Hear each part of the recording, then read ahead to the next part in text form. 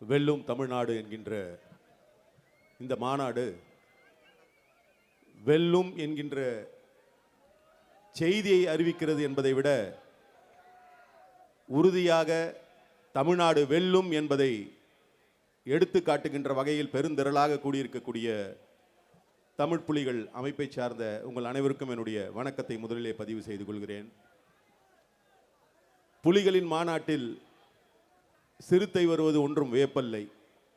அந்த வகையில் தாய் சிறுத்தை தலைவர் எழுச்சி தமிழருடைய வாழ்த்துக்களை தமிழ் புலிகள் தலைவர் அன்பிற்குரிய தோழர் நாகை திருவள்ளுவன் அவர்களுக்கு தெரிவித்துக் கொள்ள விரும்புகிறேன். இந்த மாநாட்டினுடைய சிறப்புரையை வழங்குவதற்கும் நாளை தமிழ்நாட்டினுடைய முதலமைச்சராக மீண்டும் மாண்புமிகு அண்ணன் தளபதி அவர்கள் பொறுப்பேற்பதை உறுதி செய்யக்கூடிய தளபதிகளில் ஒருவராக இருக்கக்கூடிய மாண்புமிகு அண்ணன் செந்தில் பாலாஜி அவர்களை, மாண்புமிகு அமைச்சர் மருத்துவர் மதிவேந்தன் அவர்களை, பொது வாழ்வில் இன்னும் குறிப்பாக நாடாளுமன்ற ஜனநாயகத்தில் ஒருவர் எப்படி பணியாற்ற வேண்டும் என்பதற்கான அடையாளமாக எடுத்துக்காட்டாக திகழ்ந்து கொண்டிருக்கக்கூடிய மறுமலர்ச்சி திராவிட முன்னேற்ற கழகத்தினுடைய முதன்மை செயலாளர் அன்பிற்குரிய அண்ணன் துரை வைகோ அவர்களே, இதிலே பேசிவிட்டு விடைபெற்று சென்றிருக்கக்கூடிய பல்வேறு அரசியல் கட்சிகளுடைய ஆளுமைகளே, பல்வேறு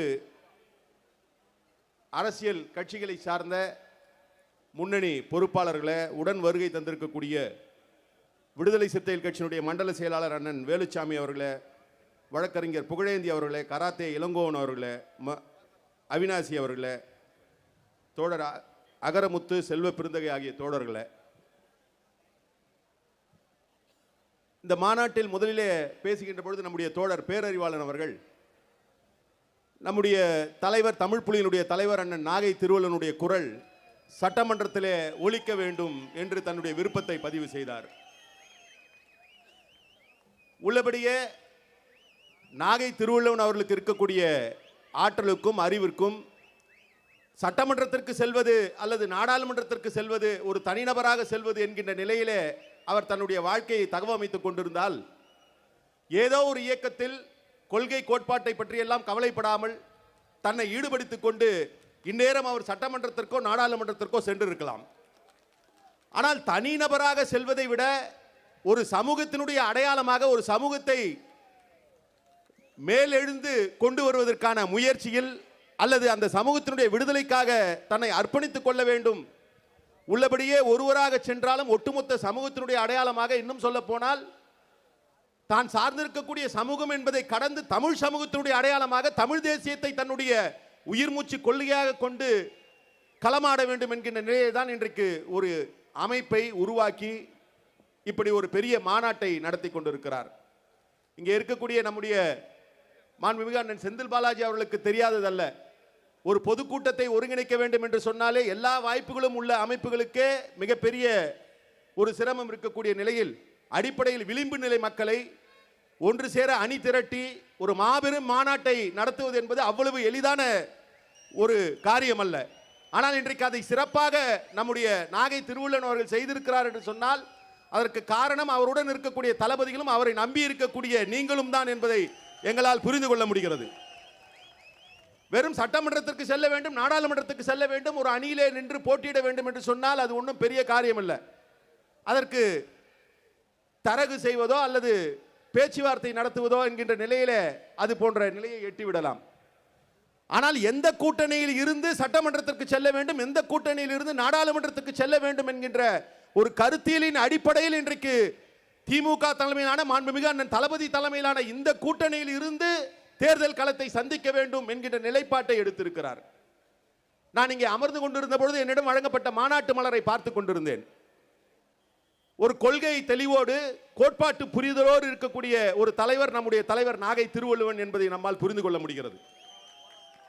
கோவையிலே சமூக நீதி மாநாட்டிலே ஆரம்பித்து சுயமரியாதை மாநாட்டை நடத்தி அரசியல் உரிமை மீட்பு மாநாடு, தலித் இஸ்லாமியர் பாதுகாப்பு மாநாடு, அரசியல் தீண்டாமை ஒழிப்பு மாநாடு, தமிழ் தேசிய உரிமை மீட்பு மாநாடு, பெண்கள் விடுதலை மாநாடு, சாதி ஆணவ படுகொலை எதிர்ப்பு மாநாடு, மாநில சுயாட்சி மாநாடு, மாநில உரிமை மாநாட்டை நடத்தி முடித்துவிட்டு இன்றைக்கு வெல்லும் தமிழ்நாடு என்கின்ற இந்த மாநாட்டை ஒருங்கிணைத்திருக்கிறார்.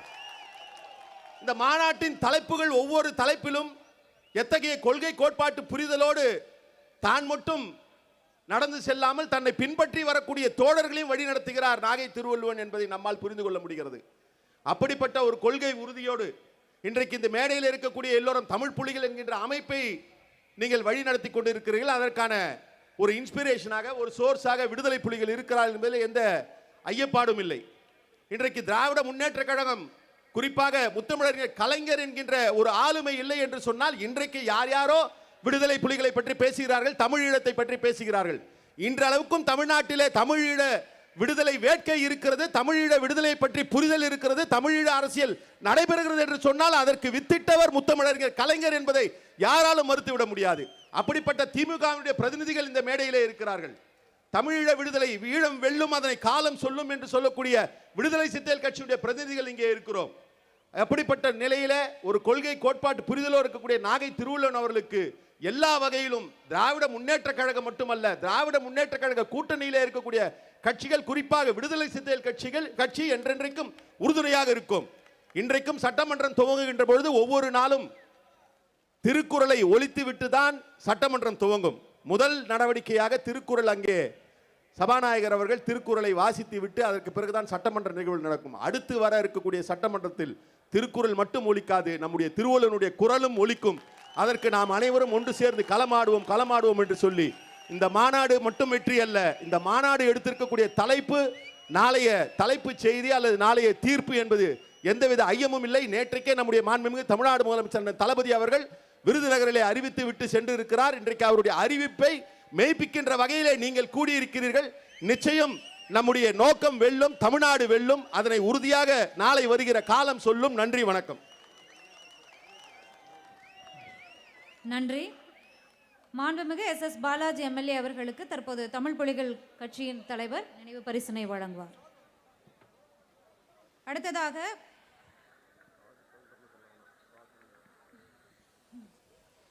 புதிய திராவிட கழக கட்சியின் தலைவர் திரு ராஜ் தற்போது உரையாற்ற இருக்கிறார்.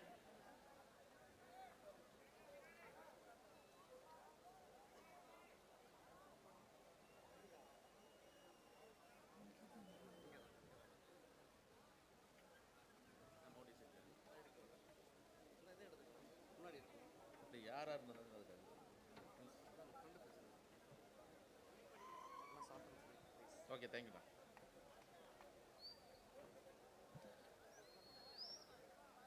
எழுச்சிமிகு தமிழ் புலிகள் கட்சி நடத்தும் வெல்லும் தமிழ்நாடு மாநாடு